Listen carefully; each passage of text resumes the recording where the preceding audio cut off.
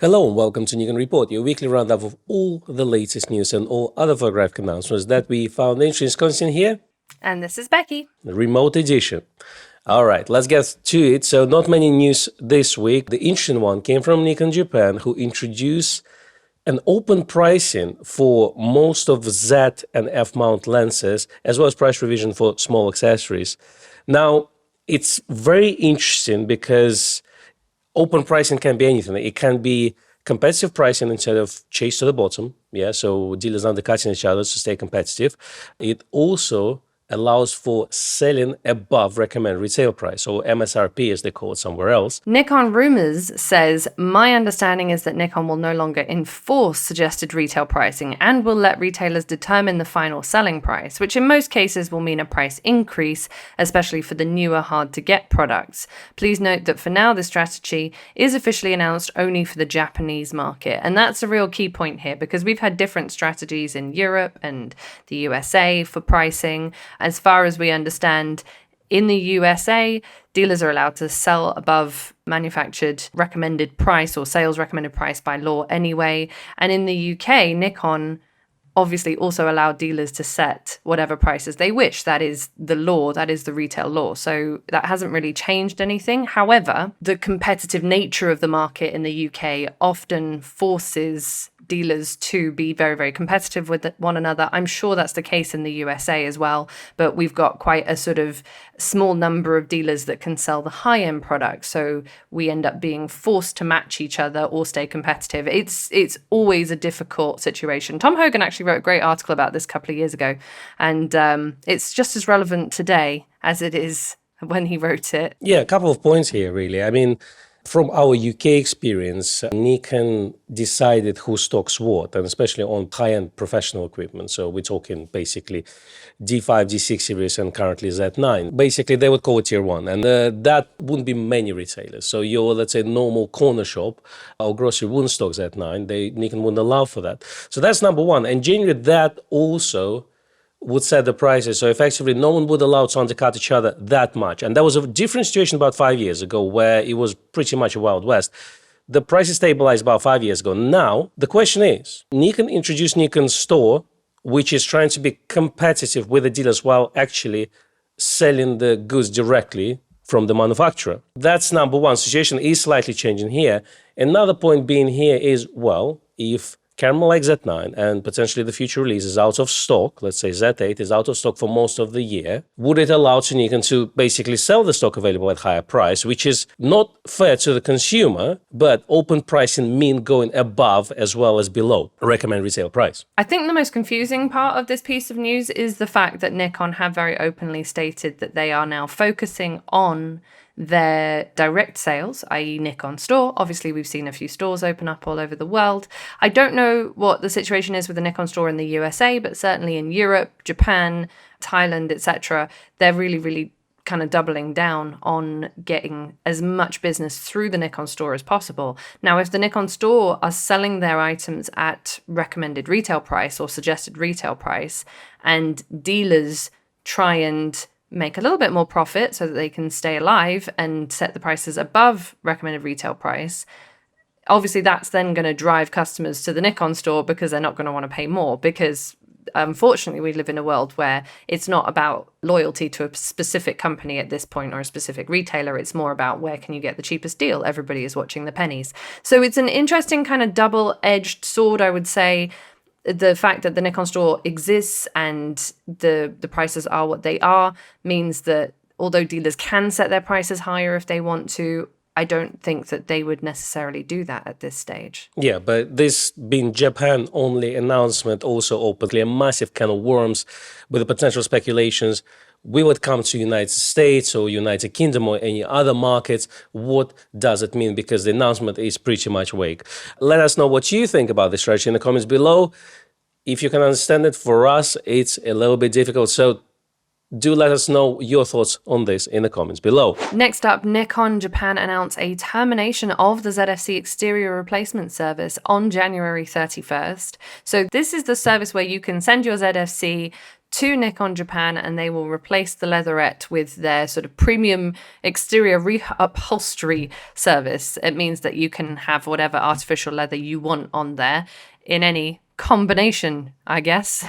Yeah, so if you like the funky colors like mint green and Scheisse brown, you better hurry up and send your ZFC to Nikon Japan ASAP. So just to clarify, the deadline for accepting these applications ends on Tuesday, January the 31st at midnight, and the deadline for the arrival to the repair center is February 17th. So you do need to send it to the Nikon pickup service by then. Obviously, this is Nikon Japan, so the other Nikon service centers don't offer this service anyway, as far as I know. Yeah, that's correct. So generally in Europe and United States, you can buy different colored ZFCs from a Nikon store directly, but they won't change the leatherette for you. So if you want to swap it to another color, they won't do that for you. All right, that's been all Nikon news for this week. Thank you very much for joining us. That's been a good ride. Now let's go to non-essential news. So first one up, we got more videos from CES where people holding the newly announced lenses like H5 f1.2S lens as well as 26mm Pancake f2.8 lens in their hands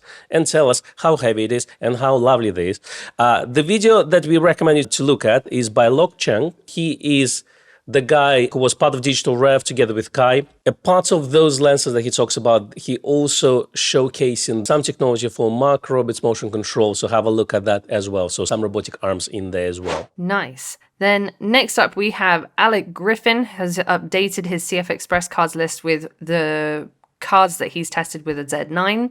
To give you the summary of his findings, he says, for hybrid shooters that need fast cards for both stills and video, Nikon brand cards, Delkin, Angelbird, Lexar, and the pro-grade Cobalt are going to be your best options. Look for SanDisk and Sony to upgrade their cards with better sustained minimum speeds in the future. So that essentially means that SanDisk and Sony cards at this point are not quite up to scratch for the Z9. He says for those buying the Z9 just for video, you can get really good value with some of the Angelbird cards, and for photographers that still use XQD, the Lexar Diamond is a great option too. So there you go. Here you have it. So it's updated all to the latest lineup. Now, a lot of people still use XQD cards with their cameras, and actually I witnessed it myself yesterday. So the problem with XQD cards on cameras like Z9, that read and write speed on those Sony XQD is about 400 to 440 megabytes per second. Now, it's not an issue if you've got about 100, 200 shots, but if you have 2,000-3,000 shots on that memory card, then for you just to plug the camera to your computer via USB-C, you may find that it may take at least 20-30 seconds just for your Lightroom or Capture One to cycle through the memory card, and then it will slowly start to update the amount of images. So it basically means that your transfer speeds are going to be fairly low. So I would recommend, even if you can't afford the latest and greatest CF Express card, just get the medium ones. The prices are slowly coming down, but definitely CF Express is highly recommended for cameras like Z9. Excellent. Now for a little bit more Z9 news for you, we have an article on Nikon Rumors. They said, I received this email from a reader, credit to Igor Todisko, said, hello, if you're interested, I have an experience to share as an MPS member. My Z9 inexplicably fell off the tripod during a work session. A loud and dramatic fall. Bayonet detached, lens 14 to 24, 2.8 detached. Pieces of iron came out of the body. Ouch. Yet, the Z9 continues to work. And after a bayonet change and change of the memory card holder made by the UPS service for €180, I have the Z9 perfect again. 1424, perfectly unharmed. Incredible. I mean, €180, it's very low price. Honestly, I thought, like, when I started to read that, I thought, ooh, that's like 500-600 quid at least. 180 is reasonable. Yeah, it is. It's actually very low for a camera of that type. But usually when you spend that much on a body, you're going to expect to spend a good fair amount on spare parts for it as well. So that's pretty amazing. Exactly. So I'm glad that Nikon doesn't follow that path compared to places like Hasselblad and Leica. Now, let's move on to some third-party news. And there's some brilliant news in there. Cassina, aka Voigtlander, officially announced 2 new Nikon Voigtlander lenses for Nikon Z mounts, and those lenses are very highly regarded by Leica community. So the first one up is wide-angle lens, which is called Super Wide Helia 15mm f4.5, which is reasonably small and compact. And the lens hood on this particular version of the lens is removable. It's not removable on Sony and Leica version of that lens. So that one is great if you need a very small and portable wide angle prime. So Nikon didn't make 14mm Z prime. Hopefully they will. But 15mm f4.5, it's pretty good for this type of work. So the next one up, which is very interesting to me, it's a Nocton 50mm f1. So there's no 1.2, there's no 1.8, etc., etc. It's f1. And the beauty of that is it's going to be priced reasonably low. So we're looking at the price about 15 to 1600 pounds or dollars. So that's really good. And it's also interesting as well because this announcement came before the Sony version of this lens. So it's literally, they only have a Leica version of this and now Nikon. Excellent. Okay, so what do you think, Becky? Obviously, two different lenses. So wide angle and then a nice standard lens. Which one is for you? Well, I think the 15mm is really interesting because we haven't got any of these super wide primes yet in the Z range. And to be honest, although we know that Voigtlander lenses are always going to be manual focus, that's not such an issue with a super wide angle lens. The focus throw tends to be quite short on those. Everything is usually in focus beyond a few meters. Yeah, depth of field is going to be huge as well, isn't it? Yeah. Exactly. So unless you're doing some close-up work, I think this is going to be a really, really interesting lens. It's quite close to focus, which is going to be interesting for those kind of close-up environmental macro shots. I've coined a new that you term love, there. clearly. Yeah, I guess it's not going to be an Astro lens because of the small aperture of f4.5, but everything else, and especially for things like landscapes and architecture, you're going to stop down the aperture as well. So in terms of this, I don't think it's going to be a big issue, a part of the astrophotography. The good news is it's also is going to be reasonably priced. It's looking like about 120,000 yen, but already Map Camera is listing at about 19,000 yen. So who knows? I think it's going to be something between 600 to 800 pounds in price. Now, let's move on to the Voigtlander 15mm f1.0. I mean, that is going to compete effectively with Nikon 15mm f1.2, which is going to be more expensive. However, we'll have autofocus, but also going to be bigger and heavier. So this one kind of, because of the price going to be about 1,500, 1,600 pounds, it's kind of sits between, let's say, the top range, which is 51.2, which is at 2.3 at the moment. So if this one's going to be 15, 1,600, and then you're going to have 51.8 as about 600, 650 pounds. So the sample images from this look outstanding. Obviously, I think it's going to be very difficult to focus at widest aperture. However, we have obviously electronic viewfinders nowadays. We can zoom in. So I think it's going to be very, very interesting lens. And size-wise, it's not too big in my opinion. So not only is it smaller than the 51.2, but it also looks like it's considerably lighter at 598 grams, so 600 grams essentially. So that makes this one a more portable choice. Obviously, there's less going on in it. It doesn't have autofocus, but as you said, but I will be very, very interested to do a comparison of those two and see, you know, whether it's worth spending the extra on the 51.2, because Voigtlander do make beautiful lenses, as we know and have experienced many times. Yeah, I think if you can bypass the whole focus thing and happy to focus manually, you will open a world of beautiful glass available from Voigtlander. And they've been killing it last year as well as starting really well this year. A lot of this glass that's been released for Nikon Z systems is basically optimized for Nikon, first of all. It's also designed under license with Nikon, so you get full compatibility, full active data pass-through, etc. But if you want to read more about those lenses, hit on those Leica communities, Leica forums, etc., because those lenses have been out on the Leica system, and a lot of people are raving about it. A lot of people compare them to legendary Leica glass and say that it's almost as good as that. So definitely something I personally look forward to. And I'm actually now thinking, well, there's a 40mm f1.2, which we recently reviewed. And then there's obviously this 50 that they just announced. And I'm thinking, if I would buy one, which one would I get? Because both are incredibly good.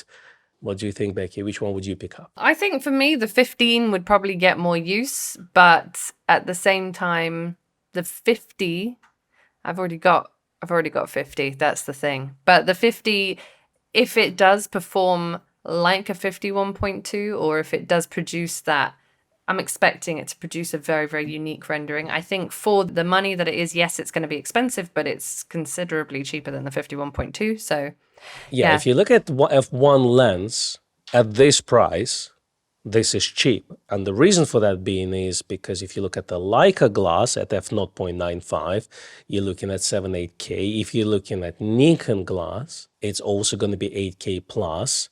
So 1.5 for that, this is reasonably cheap. And it's not coming from TT Artisan or 7 Artisan of the world. It's actually coming from Japan. Reasonably cheap at £1,500. Just like with all other Z-mount Voigtlander lenses, Grays Westminster will be stocking these, and we will let you know as soon as they are available. Oh yeah, I'm definitely looking forward to reviewing the F1 lens. All right, so last week, as you've heard, the TechArt announced their second version of Leica M to Nikon Z adapter. So that's now officially out of the bag. You can order it on their websites.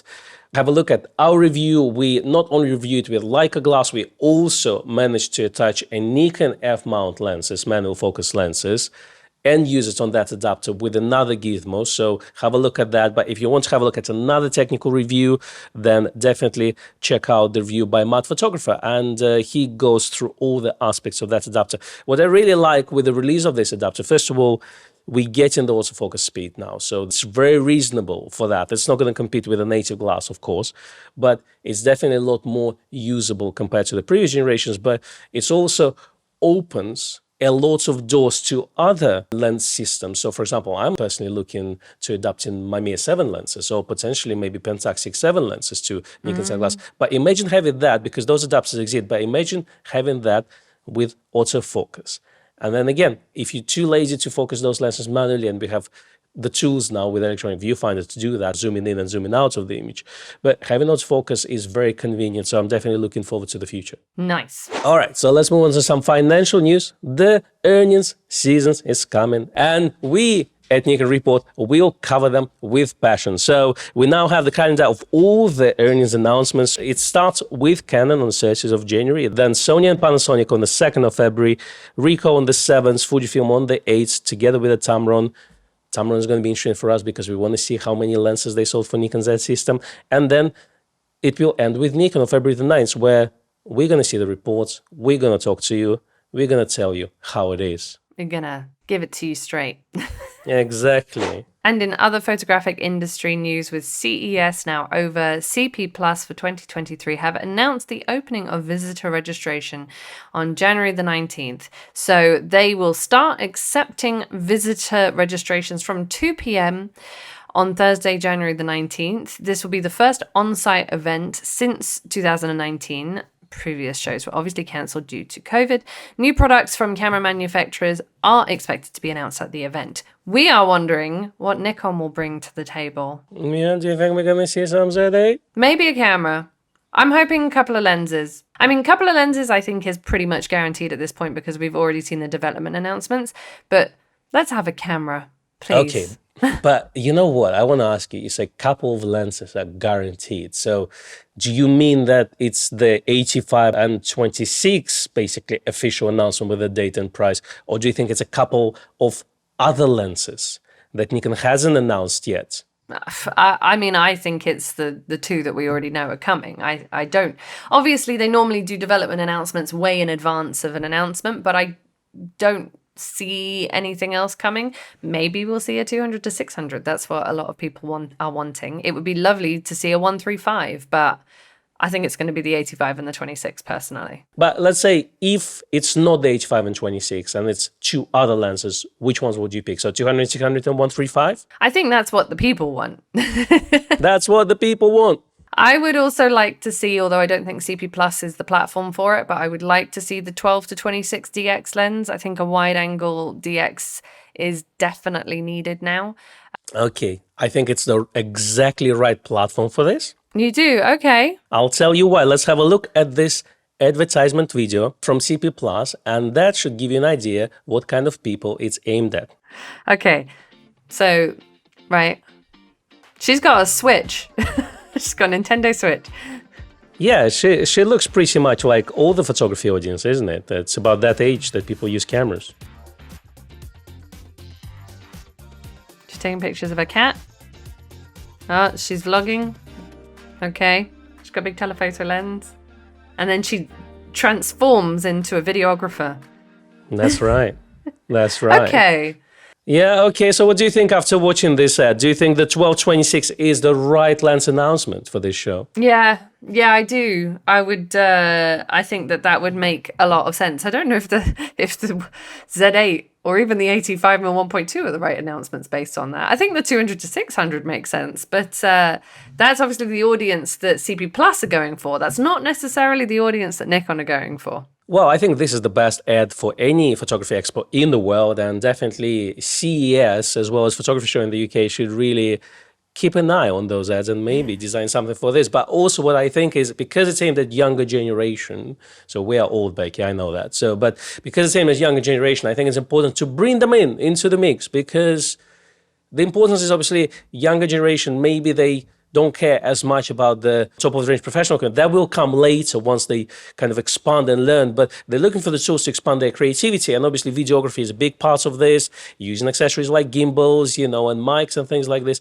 It's very important. But because photography industry has been shrinking for quite some time now, which has been confirmed by sales figures, I think bringing the younger generation and making it easier for them to get the cameras and just start filming or shooting is very important. And I think it's a right choice for CP Plus to do that, because we're going to be there. We're going to watch it anyway, but get those kids in and, make them interested in photography is very important. Good. I love your enthusiasm. Okay, so then the next question would be, do you think that Sigma are going to bring out a lens for CP Plus as well? Well, interesting you said this, because it really ties up to the next news I have. And as all you know, Sigma didn't announce any Nikon Z glass at CES. And we've predicted that last week. We literally said that there's no indication that Sigma will release Z mount glass that week, but we're expecting Sony lenses to show up there and L mount lenses as well. There are different theories flying around, so let's start with Tom Hogan, Becky. Yeah, so Tom says he believes that Nikon Sigma negotiations are ongoing and not resolved.